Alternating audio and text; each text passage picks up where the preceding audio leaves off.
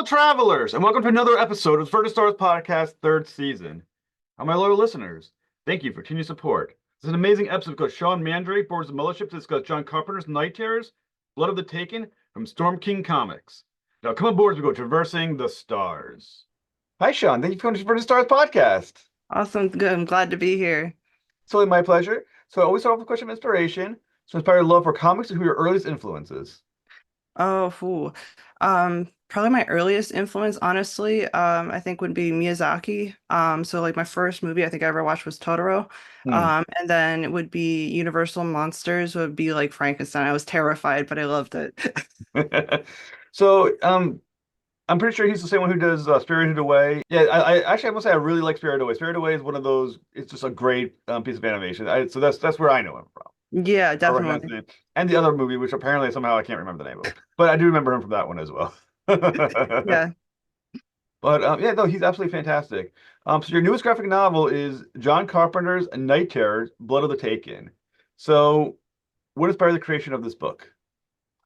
Um, uh, in general, first, I mean, there's always like I've always wanted to do a vampire story. I think that's always been like a big thing. I've always wanted to write my own story, and I've been working in the field for, I guess, about a decade, doing like coloring and other people's like penciling and stuff like that. So I think that was like my first thing is like I really wanted to tell my own story or start telling my own stories. I'm really inspired by like horror in general. So that was another thing. And I think when you start writing your own stuff, the story just kind of happened. The characters started just speaking for themselves in a way. So yeah, it just sort of like fell into place eventually.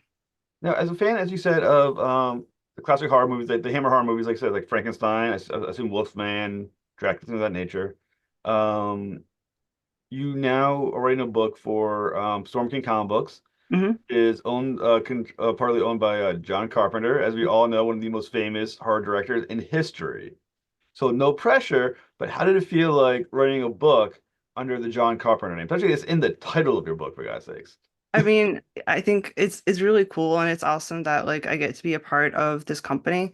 I was always a huge Carpenter fan growing up. I mean, with like Halloween in general, like I was like, how can you not love that movie, right? So yeah, so I think it's just like really cool to be a part of the company. And then I worked with them like as a colorist and stuff. So I think yeah, it's very cool. So did the idea come first, or did John Carpenter and Storm King come to you and say, "Do you have an idea?"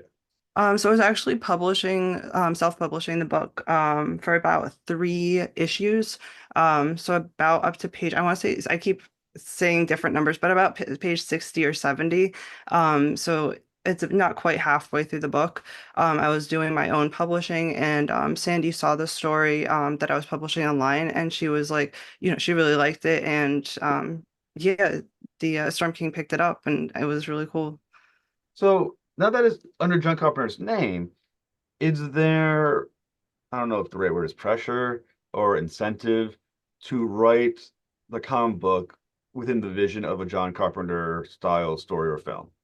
No, I think that I mean I personally feel like that would be a mistake. Because what the reason that they wanted me to do this is I imagine it's because of what they saw. They want me to create my own story.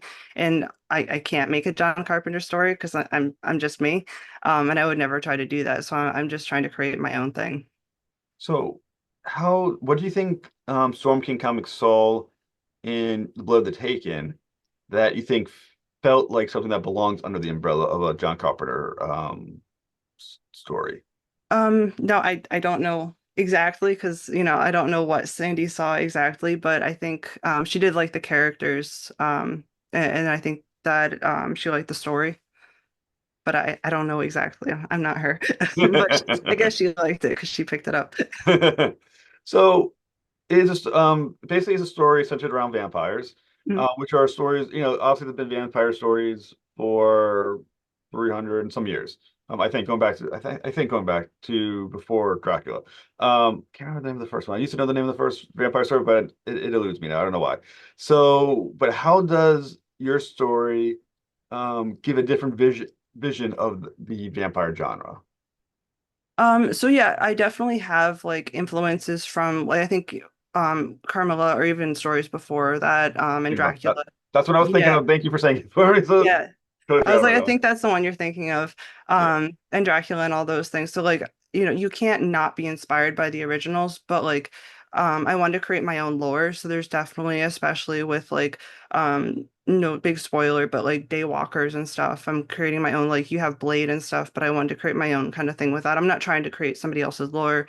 But with this story, especially, it's really it's yes, it's about people being bitten by vampires, right? But more than that, it's about how people kind of deal with their new life as these creatures and how you deal with that. So I think it's slice of life or your unlife, your afterlife, as a vampire. Now, the rules of being a vampire somewhat shift from story to story. Mhm. Some do they can turn into wolves as well as bats. Some do they have to ask permission to enter a room. Some is that's not a thing. So, what understood rules of vampires, did you feel like you held on to? Which ones did you feel are not weren't suited for your story? Um, so I definitely like they can't go out during the day. Because it's fun to, they catch on fire and that's fun. There are some that I won't spoil too much, but there's not so much, they're not quite as maybe powerful as some other vampires. They definitely are vulnerable to being like stabbed or, especially like if you cut their head off, they're not going to keep like walking around. But they can take some like damage. They need to drink blood, and they have to drink like take life. Um, so I think those were all important, but I think some of like the like religious artifacts, so like crosses and things like that, they're not affected by they can you can see them in a mirror and stuff like that. Like those sorts of things, you can really play with those sorts of rules. Now, Um now, my memory of vampire lore, I'm gonna say I'm not so deep into the lore, but I understand enough of it. And obviously, I watch TV shows, like supernatural things of that nature. yeah. One thing I've heard of in vampire lore is obviously there's the vampires and they make new vampires. As we talked about here, they create their brood, right? Now, if the original vampire that created the brood is killed, the brood stop being vampires. Does that exist in your story? Because I know being a brood is an important aspect of your story. Well, that is what the two main characters are wondering when they get taken. If they can make that if they can get rid of the head vampire. So and that's because of the movies that they're wondering if that'll work for them. All right, so that was part of the lore that we were Yeah. working on. So I'm not totally wrong Mm. with that. For the protagonist, is Theo the protagonist or is Ed and Liam the protagonist? Theo thinks she's a protagonist um of her story.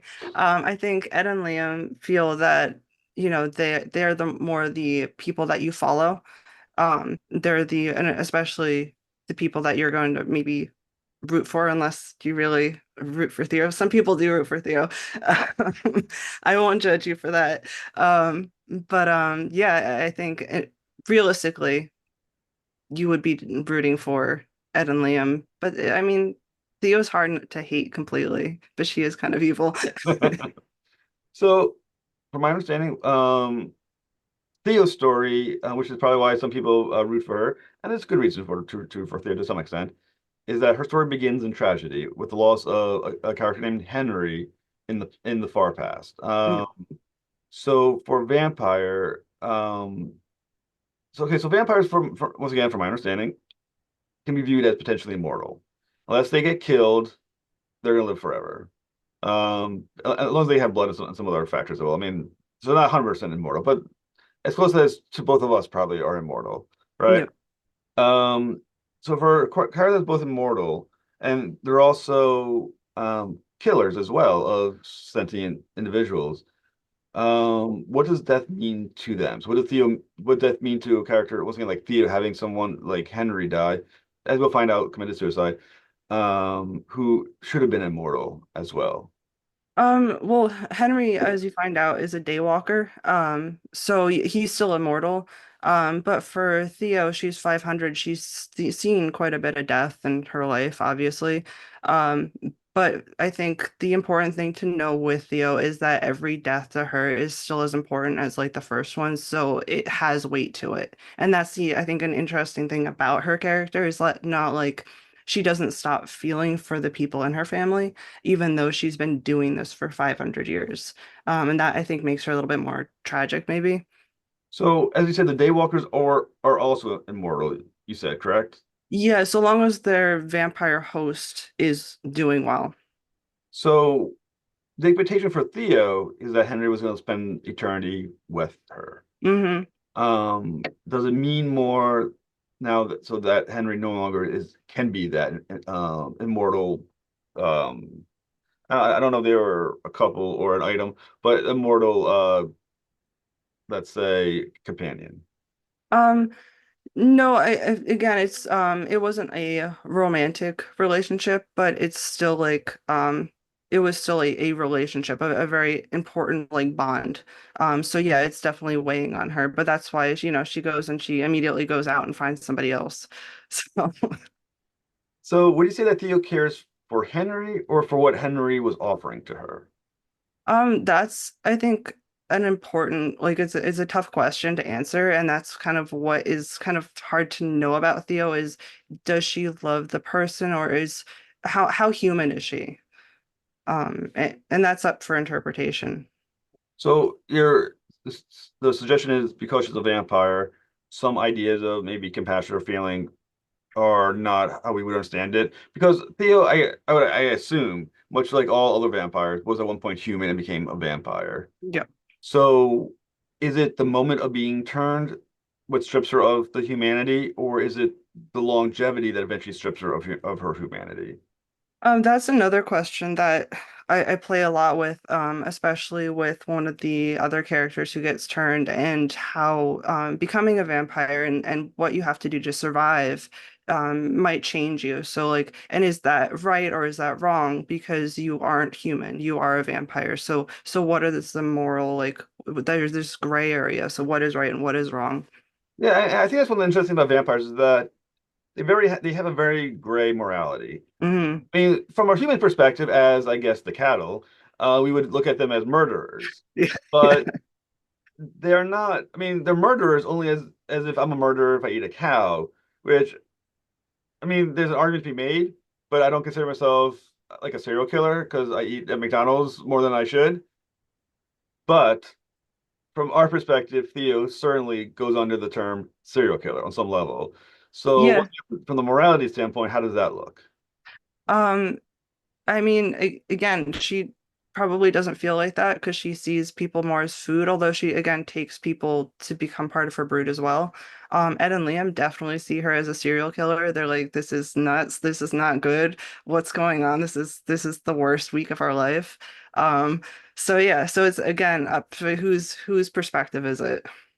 And in Liam, when you talk about the idea that over time Theo has lost her humanity as being a vampire and by killing and every other vampiristic thing, how aware are Ed and Liam of the possibility of losing who they are over time? I think Liam is very aware of it because he's kind of pushed full into that. So he immediately loses himself and has to find himself again. Whereas Ed is, because he's a daywalker, doesn't really lose himself. He doesn't have that bloodlust. So he maintains that sense of humanity, that feeling that he is still himself. So I think Liam's much deeper into the pool than Ed is, who still like maintains that like everything's gonna be okay, and Liam's like, no, everything's terrible. So yeah. So, I mean, did Ed have a choice to be a daywalker, or that's just how things happen when he turns? How does that all play out? Theo bites Ed first, and Liam kind of just like pulls Theo off. And because like Theo's getting a little bit old, like vampires don't like die necessarily, but they do get a little bit like weaker as they get older. And so he manages to kind of yank her off of him. And then that kind of just like makes it so he doesn't get it, or like doesn't get enough like blood taken out of him, so that he becomes a daywalker instead of a vampire essentially. So he just doesn't get enough blood removed. So from Thea's perspective, why must she have companions or a brood? Is it just ego? Is it just not to be lonely? Do they serve a greater function to her? And are they a function or are they a family at that point to her? Both. I think first I think she's genuinely lonely. But two, I think it's probably safer to have other people, to hunt with. Probably, it's both. Why would Ed and Liam protect her though? I mean, what was in it for them? Well, first, now Ed doesn't really have a choice. He's stuck with Theo. No, because if he he's stuck with her. He's part of her life force and stuff. But with um Liam can't separate himself from um Theo because he cares about Ed. So now she's kind of manipulating him. So it's really all about manipulation. And I find like the whole concept that you're doing is absolutely fantastic, I which think is it why I'm peppering with so many questions. But I find it fantastic. And I think once again, going back to an earlier concept, that I found really kind of interesting. It suggested that obviously that Henry committed suicide. And I'm assuming because he grew tired of living, immortality, which I guess is why you commit suicide, because you're tired of living. It goes with the territory of not living, at that point. So how has Theo avoided that pitfall of being tired of living? I think and it's a good question as to why Henry really left is why was he tired or what was he tired of her? Was it something she did that he just couldn't like bear to be with and stuck with her anymore?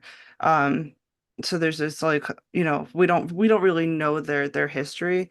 But as far as Theo goes, I think there's this obsession with her like having to go and create this family and stuff. So she has a purpose, and I think that purpose gets her up every night and gets her going.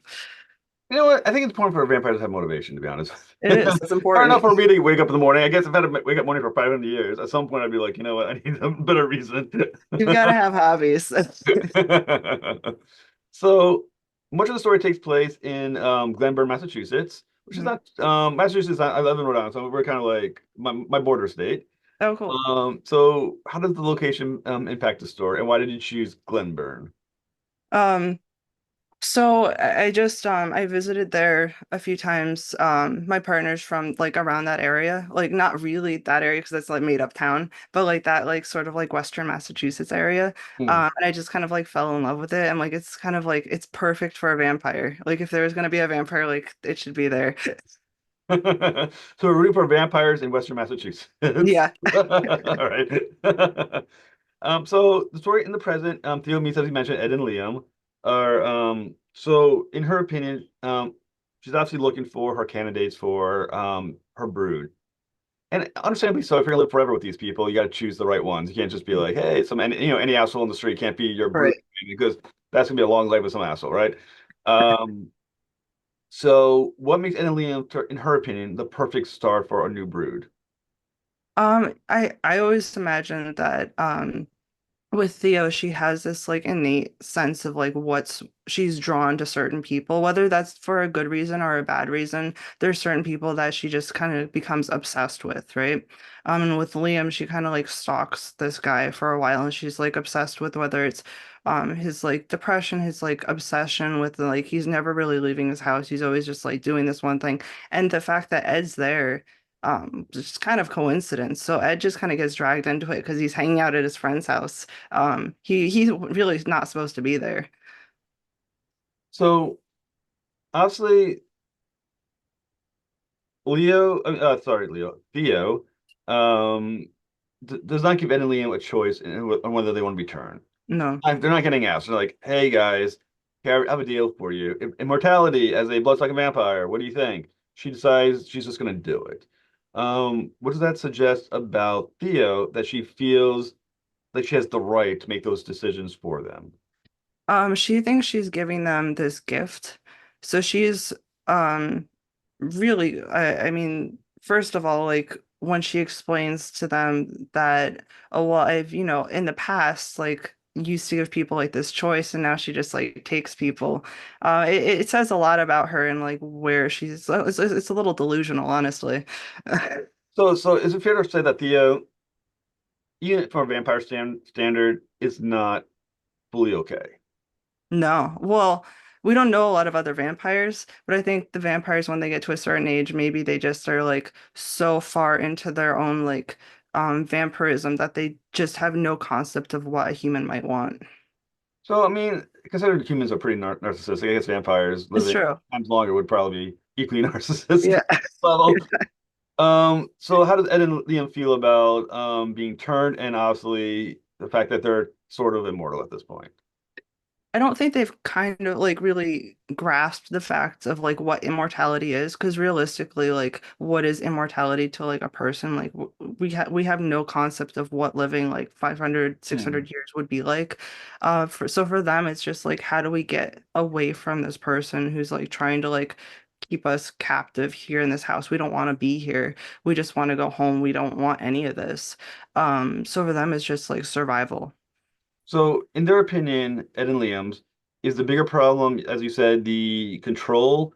Is the bigger problem the blood sucking? Is the bigger problem the fact that Theo is something wrong with Theo?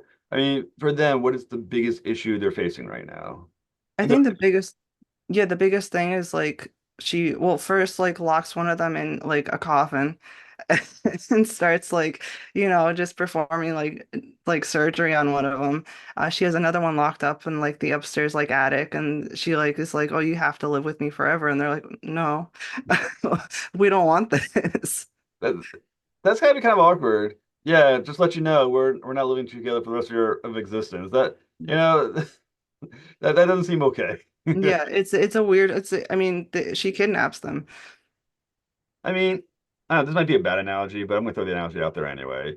Is what Theo does to Ed and Liam sort of like a rape? In other words, it's a forced thing against their consent, and does she have any concept of the magnitude of stripping away that choice?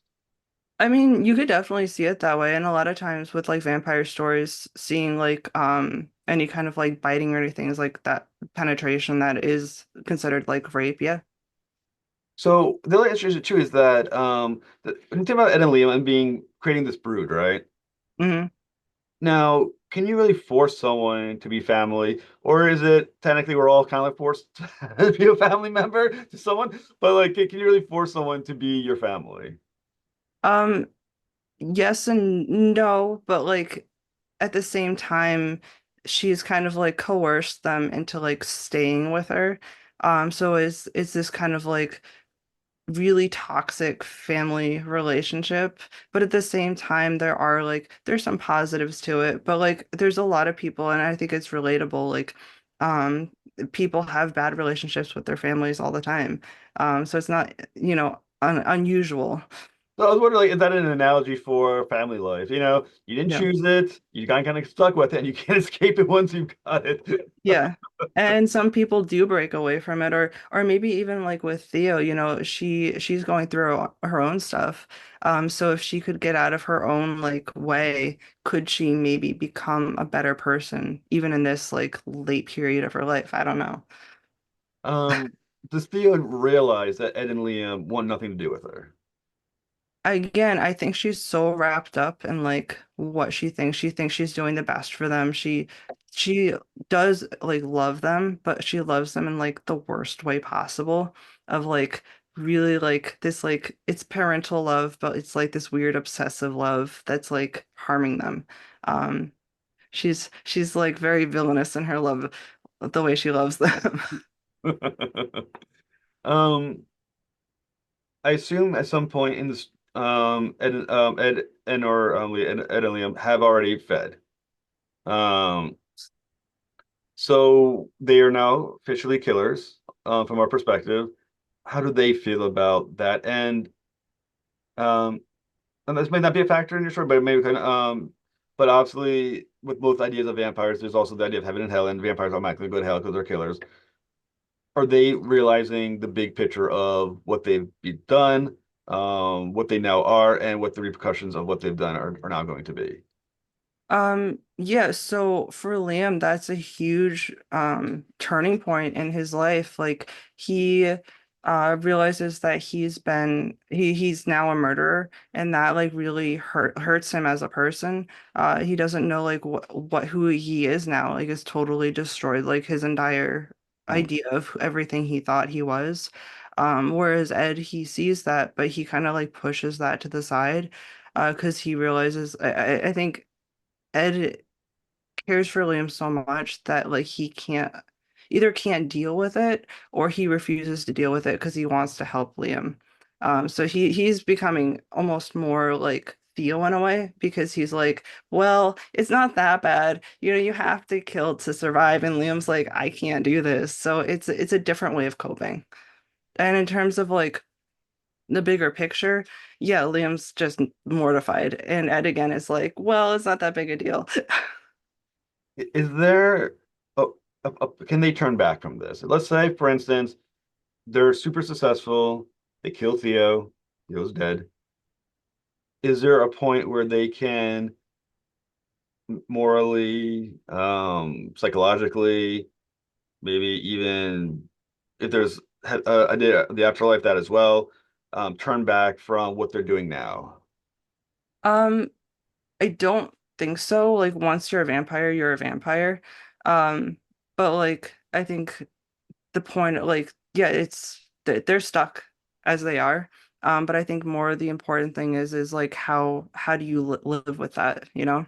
Yeah, I think I mean like less like turn back from being a vampire, but more like Mm. turn back from the psychology of what you've done. Like, can once the year is gone, can they be like, all right, now that that's out of the way, I can try to live a moral life, or is the damage done? They can't walk away from what they've now become.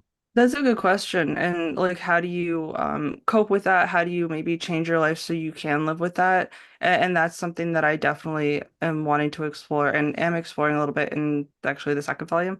So that's something that like Ed and Liam, especially Liam, his arc is all to do with like how he's going to cope with who he is now and what he has to do if he wants to keep living, he has to feed.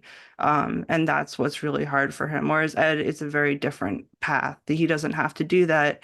But there's other things that he has to face. So, I mean, I think it's a fascinating concept because is there something like we think we all have a choice in our morality, right? As a vampire, though, a lot of that choice is gone. You know, I mean, you're forced to kill or you're going to die, which most of us will choose not death, obviously, for obvious reasons. Though, and I think that's a fascinating look through from Ed and Liam in that perspective on, 'cause you can't look at yourself, I guess, as the hero of your story anymore if you're killing your neighbors. Yeah. Hopefully not. If you are, that's a problem. Going back to the idea of vampires being and ideas of heaven and hell, and obviously vampires tend to go to hell. That's the religious view of how this all works out. Mhm. Um, is that now inevitable for them? I don't think, and I never really bring up, at least in the first volume, the idea of like a heaven and hell. They're not very religious people. But I think at some point, they have to like and it does, and is in a eventually, what happens like after they die.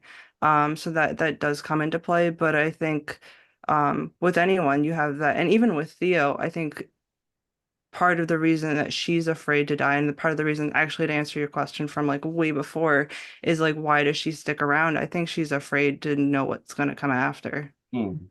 or if like whatever it is, she's not ready for it. And I assume for Ed and Liam, they didn't know vampires existed until one bit them. Is my assumption because usually there's not like a wide understanding that there's vampires running around. Though I guess if there really were vampires, I guess eventually that would make like your paranormal TV shows and stuff like that. Like, hey, there's a vampire. Here's my footage of a vampire. But you know what I'm saying? But then there's vampires that are alive. There's also supernatural aspect to things. I mean, there's something that can doesn't die. There's all this other supernatural stuff that must exist. Does that change Ed and Liam's worldview once they figure out that something like a vampire does exist in the world? Yeah, and they have a lot of questions. but there's not like a whole world of like everything paranormal necessarily in this world. There are like certain other things related to vampires that do exist. But like it's not like every sort of like werewolves and everything like that. And like it's a finite amount of like magical things in the world. But it definitely like they're like, well, what do you mean there's vampires? So, what can our listeners look forward to in future issues of in the first graphic novel, John Carpenter's Night Terrors, Blood of the Taken? And you need to also mention, I guess, there's a second volume you're talking about, so we got to talk about that briefly as well. For the first one, I mean, everything we talked about today, which was, yeah, I think we covered like all the cool highlights and I think it really is the what the family's going through, what Ed and Liam are going through, and kind of what Theo's putting them through is the story, right? Um, and on top of that, there's a lot of yeah, it's just cool like guts and zombies and things like that. And for volume two, it's a lot of actually we get to explore Theo's past a little bit more. So like we don't really learn a lot about where she came from. So I think if you had any questions about that, that might be answered in the second volume. So, when does the first graphic novel come out, and when does the Um, second come out? the first one comes out next week, September 18th, I believe. Or actually, I don't know when this is airing, so but yeah, so the September 18th. And then I believe it also comes out in bookstores on the 5th of October. And you get it from like the website or like anywhere you can get comics or books. And then the second volume, I'm not sure, sometime next year, around the same time, I think. All right, very good. When the second volume is ready to come out, come back on the show. Yeah, definitely. All right, thank you so much, Anna. Have a fantastic night. All right, thanks so much. All right, have a good one. All right, thanks. Bye.